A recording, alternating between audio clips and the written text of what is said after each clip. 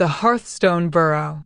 You come down the last of the mossy path in the blue dusk, in under the great old tree, and there in the bank between its roots glows a small round door, warm gold light spilling out around its edges into the gathering dark. And you know at once that it is the coziest place you have ever seen. All the long day you were out in the wide world, in its weather and its distances and its going, but the day is finished now, and the evening has come down soft and blue among the trees, and there, in the warm bank under the old tree, a door is open for you, and a fire is lit, and someone is waiting. You can set everything down here on the doorstep. Whatever you carried through the long day, the burrow will keep it for you, safe on a hook by the door, and you need not think of it again until morning, if you think of it at all. You have come to the burrow to be made snug for the night, and there is no snugger place beneath the whole green earth. It is an old, deep, kindly home, dug and shaped over long years into the earth between the roots of the great tree, all round doors and low warm rooms and passages lined with smooth swept earth, a hearth at its heart that has never once gone cold, a larder full of good simple things, and everywhere the deep good smell of wood smoke and baking and clean earth and old wood. Word went ahead of you down the burroways, past root to root the way the earth passes a message. Someone is coming through the dusk. Put the kettle on, warm the box bed, lay another place at the hearth. So here you are, on the worn doorstep under the old tree, and the little round door stands open, and the warm gold light spills out to meet you, and from inside comes the small good sound of a home at ease in the evening. You duck your head and step in through the round door, and the burrow takes you in, warm and low and golden, and you straighten up in a snug round hall with a smooth earthen floor worn soft by generations of gentle feet, hung with a lantern or two, lined with pegs for cloaks and a low bench for the taking off of muddy boots. The ceiling is close and warm above you, hung with dried herbs and strings of onions and a bunch or two of late flowers gone papery and sweet, and the passage ahead glows with firelight, and the good smell of supper draws you on. The whole burrow is warm the way only a deep earth home can be warm, held at one gentle temperature the year round by the good earth all around it, safe from every weather, deep beneath all trouble.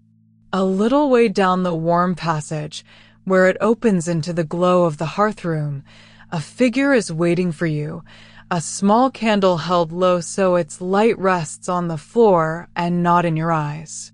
The keeper of the burrow is old the way a good burrow keeper is old, small and round and comfortable, wrapped in a soft knitted shawl and a well-worn apron, with a broad kind whiskered face and small bright gentle eyes and hands floury from the evening's baking. There is about them the whole warm smell of the burrow gathered into one comfortable person, wood smoke and bread and clean wool, and they beam at you the moment they see you. The deep glad beam of someone who loves nothing in the world better than a guest to make snug on a cool evening. There you are, they say, in a voice as warm and soft and round as a well-risen loaf, slow and unhurried and impossible to worry near. Come in, out of the dusk, you must be tired through. The fire's good and high, and the kettle's just on the boil, and there's a place laid for you at the hearth. Come and sit, there's nothing to do now but get warm and get fed and get snug. Come. They turn and lead you down the last of the passage, and you follow them into the warm gold heart of the burrow. The Hearth-Room is the roundest, warmest, kindest room there ever was, dug deep and cozy under the old tree, its walls smooth earth hung with a few small pictures and a shelf of well-loved books, its floor spread with soft worn rugs. And in the middle of one curved wall a great stone hearth, where a fire burns high and merry, its light dancing gold over everything. Two deep old armchairs stand by the fire, sagging and soft with years, a low table between them, and a kettle sings on its hook over the flames, and the whole room is warm and close and golden and smells of wood smoke and toast. "Sit, sit," the keeper says, plumping a cushion in the softest chair and steering you gently into it, and you sink down into the deep old armchair by the fire, and it takes your weight the way the earth takes a root, gladly, closing soft around you. And the fire's warmth falls full on your face and your hands, and something in you that had been out in the world all day comes, at last, all the way home. The keeper busies themselves happily at the hearth, lifting the singing kettle, warming a pot, and soon presses into your hands a warm cup of something milky and sweet and faintly spiced, and sets at your elbow a small plate of hot buttered toast and a wedge of seed cake, and settles into the other old chair with their own cup, beaming at you across the fire.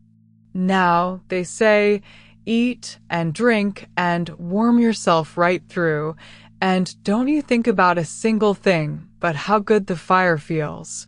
That's the only work there is to do in this burrow of an evening, and it's the best work there is. And you eat the warm toast slowly and drink the sweet warm milk, and with every bite and every sip the last of the long day's weather goes out of you, and the fire crackles and pops, and the kettle ticks as it cools, and the burrow holds you close and warm in the deep good earth. As you sit, a soft weight lands gently on the arm of your chair, and a great round hearth cat has come to see the guest, gray and plush and heavy, with slow green eyes and a deep rumbling purr already going before it has even decided about you.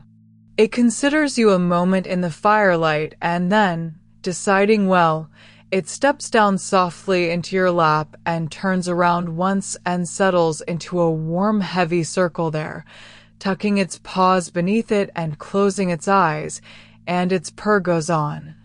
Low and steady and endless, a small warm engine of contentment running against your knees.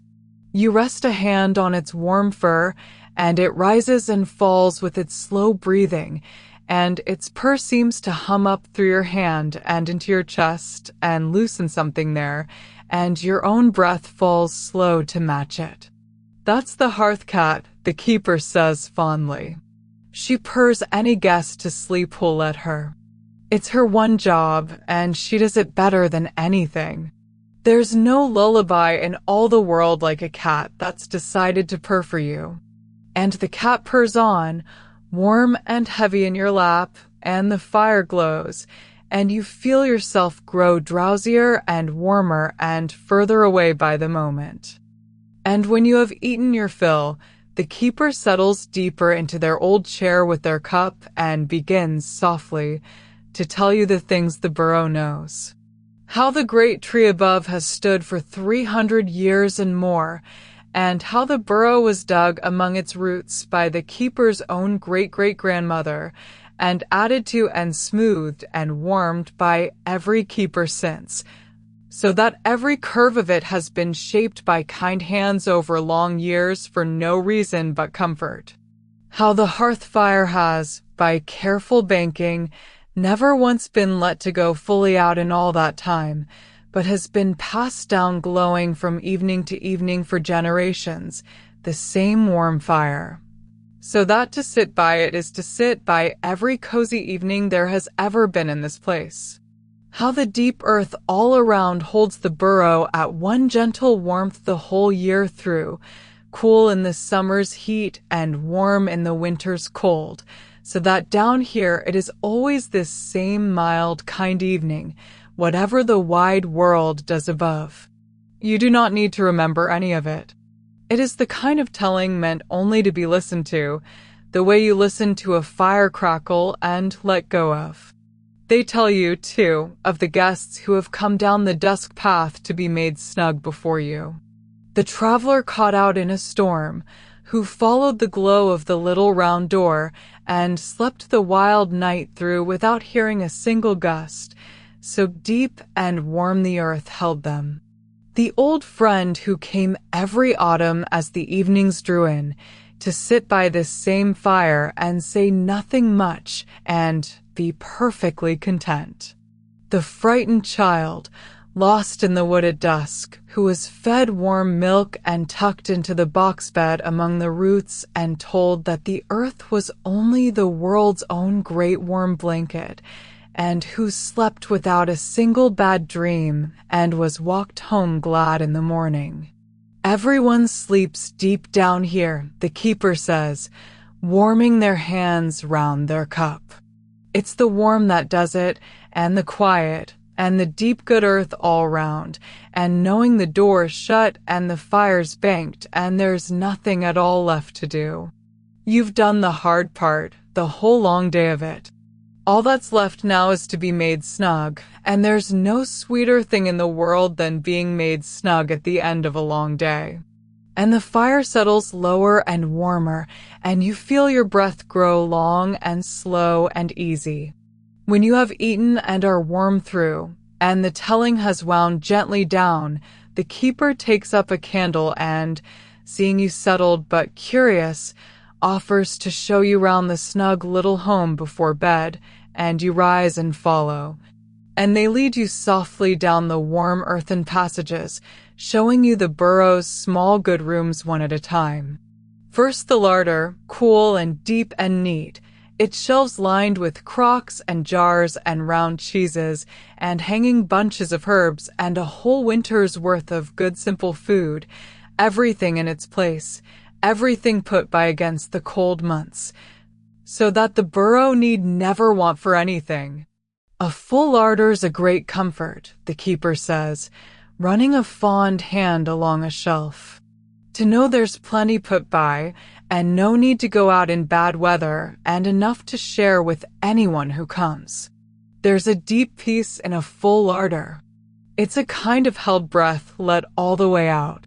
And you look at the neat full shelves, and something in you eases at the plain good sight of enough. Then they lead you past the book room, a tiny round snug of a room-lined floor to ceiling with old well-read books, a single soft chair and a reading lamp in the middle of it, and the smell of old paper and leather and dust warm in the close air. For the long evenings, the keeper says, though most nights I'm asleep 3 pages in, and that's no bad way to end a book, drifting off in the middle of a good sentence, safe and warm, with the story going on gently in your head as you go. And you smile, and you know exactly the feeling, and you walk on. They lead you past the little kitchen, too, snug and warm and neat, its small range still ticking with the last of the supper's heat, a row of copper pots gleaming softly on the wall, a scrubbed wooden table with a jug of late flowers on it, and the good smell of the evening's baking still hanging warm in the close air. A last loaf sits cooling under a cloth, and a bowl of apples glows red on the sill, and everything is put away and wiped down and ready for the morning, the calm good order of a kitchen at the end of a day's work, nothing left undone, nothing left to worry over. A kitchen's the heart of a burrow, the keeper says, straightening a cloth by pure fond habit. Warm it and feed it and keep it tidy, and it'll keep the whole home happy. There's a deep contentment in a kitchen at night. Everything done, everything ready, the bread cooling, and nothing left to do but go to bed.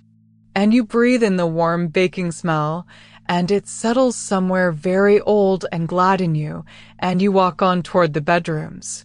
They lead you next through the deepest, warmest passage of all, past the round doors of snug little bedrooms, each one a small dug hollow with a box bed built into the wall, until you come to the one made ready for you. And it is the loveliest thing you have seen in a long while, and the loveliness of it asks nothing of you at all. The room is small and round and deep and warm, dug in among the very roots of the great tree, so that the smooth old roots curve down through the earthen walls like the beams of a snug little ship, and set into one curved wall is the box bed. A deep warm hollow of a bed built right into the earth, piled soft with a feather mattress and thick quilts and a great many plump pillows. A warming pan slipped between the sheets so that the whole bed is warm through and waiting, and a single small candle in a niche above it giving out a low gold glow. The good warmth of the burrow fills the little room, and from somewhere close comes the faint red glow and wood smoke smell of the hearth, and the roots curve close and safe overhead, and the deep earth holds it all warm and still and silent, far beneath all weather. "Here," the keeper says softly, turning back the quilts for you. "This is yours for as long as you like." The bed's warm, and the candle burned down soft and gentle on its own, and the earth all round will keep you snug and safe and quiet, and I'll be just down the passage, and I'll bank the fire so it keeps till morning. Climb in now and get snug, and let the warm earth hold you. There's nothing in the wide world can reach you down here. And you climb up into the deep warm box bed, and it takes you in like a warm hand closing, and you draw the thick quilts up to your chin, and they are warm as anything from the warming pan, and you sink back into the plump pillows. You lie snug and deep in the warm box bed, held on every side, the feather mattress soft beneath you, and the thick quilts heavy and warm above, and the smooth old roots curving safe and close overhead, and it is the snuggest you have ever been in all your life. The little candle glows low and gold in its niche, throwing soft warm shadows up among the roots, and it burns slowly down, in no hurry, and its light grows softer and lower by the smallest degrees. From down the warm passage comes the last small sounds of the burrow settling for the night, the keeper banking the fire, the soft click of a door, slow comfortable footsteps, and then a deep and gentle quiet. The quiet of a home with everyone safe inside it, and the door shut warm against the dark.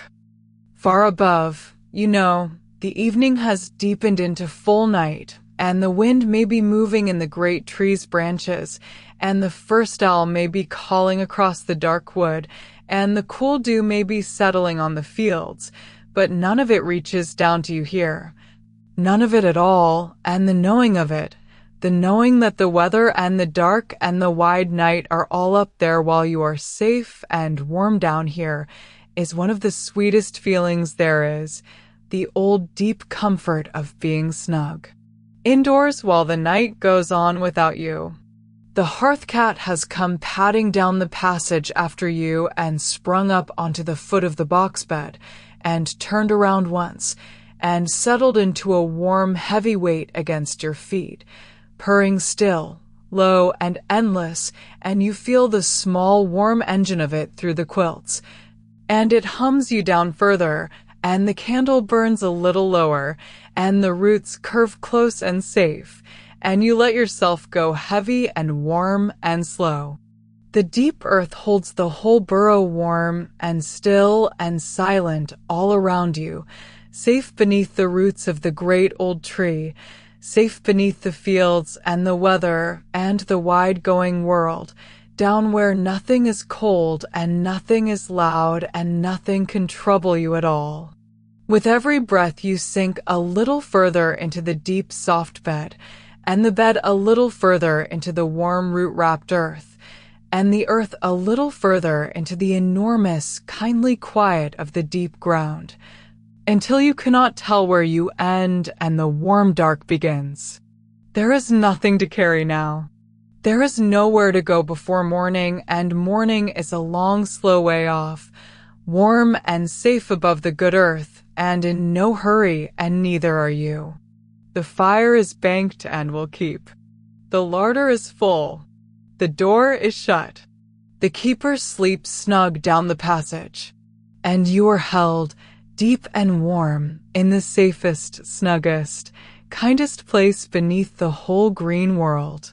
You need do nothing now but breathe, and let the warm earth hold you down, slow and slower, into the deep snug dark at the heart of the burrow. Your body has grown heavy and easy and far away, warm to the very bone. The candle burns low and soft and gold among the roots. The banked fire glows red down the passage. The deep earth keeps the whole burrow warm and safe and still, and the old tree spreads its roots close and gentle overhead, and the burrow holds you close in its snuggest room and asks nothing of you at all. Sleep now. The fire is banked, and the door is shut, and the warm earth wraps you round, and a snug box bed is kept for you here beneath the old tree, tonight and every night, deep in the warm heart of the burrow, where no cold and no weather and no trouble can reach. And there is nowhere in all the wide-going world you need to be but here, gone warm and heavy and snug, wrapped deep in quilts among the safe old roots, sinking slowly down into the deep kind dark, while the candle glows soft and the fire keeps, and the good earth holds you and lets you rest.